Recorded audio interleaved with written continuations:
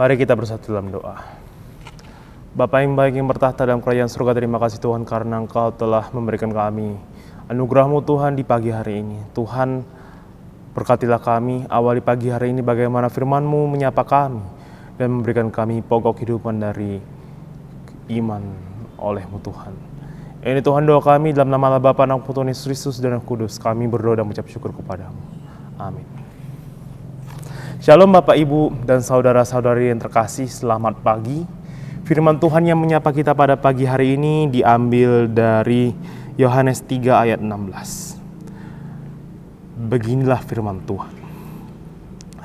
Karena begitu besar kasih Allah akan dunia ini, sehingga Ia telah mengaruniakan anaknya yang tunggal, supaya setiap orang yang percaya kepadanya tidak binasa, melainkan beroleh hidup yang kekal. Demikian firman Tuhan. Bapak, Ibu, dan saudara-saudari yang terkasih dalam nama Tuhan Yesus Kristus, ayat ini kita ketahui merupakan inti dari Injil Tuhan, yang dimana firman ini mengungkapkan besarnya kasih Tuhan yang mencakup kepada seluruh manusia tanpa adanya perbedaan sudut pandang. Kasih Tuhan itu tidak terbatas dalam kelompok apapun. Dan bahkan Bapak, Ibu, dan saudara-saudari yang terkasih, Allah tidak hanya berbicara tentang kasih, melainkan Tuhan Allah melakukan tindakan nyata untuk manusia, yaitu mengaruniakan anaknya yang tunggal, yaitu Tuhan Yesus, untuk turun ke dalam dunia dan kemudian menyelamatkan kita dari dosa-dosa kita. Oleh karena itu, di sini yang perlu kita kutip Bapak, Ibu, dan saudara-saudari yang terkasih adalah bagaimana Tuhan Allah itu tidak menunggu kita menjadi sempurna atau layak, melainkan ketika kita berada di dalam dosa, masih berada di dalam kadar dosa itu, Tuhan Yesus datang untuk menebus kita. Sehingga di sini firman ini juga ingin menjelaskan, ketika kita telah mendapatkan pengampunan dan jaminan hidup kekal di sorga itu, di sini hidup kekal kemudian bukan sekadar janji masa depan di sorga, melainkan disinilah kita hidupi dengan cara bagaimana gaya hidup kita itu berfokus untuk mengasihi Tuhan.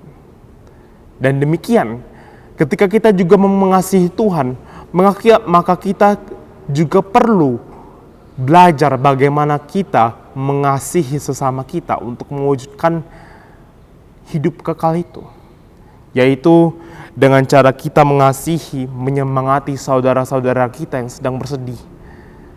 Kemudian kita berikan mereka semangat, jauhi dosa-dosa yang mungkin akan terjadi dalam hubungan kita kepada sesama kita, seperti menggibah, kemudian seperti memusuhi saudara kita, melainkan kita maafkan mereka dan kita ampuni mereka.